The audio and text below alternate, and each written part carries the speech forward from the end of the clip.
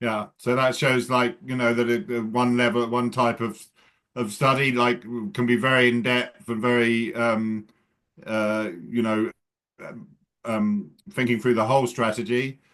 Another one, we've done lots of projects where we're simply shortlisting a range of different distributors and maybe checking them on a preset list of criteria.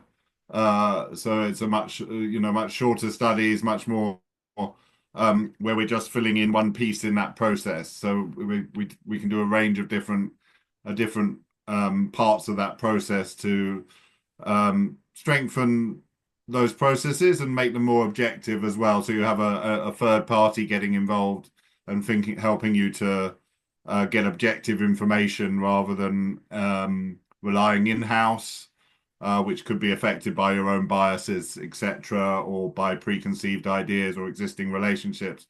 So having intelligence on supply chain helps you to take a step back and be objective in your choices as well.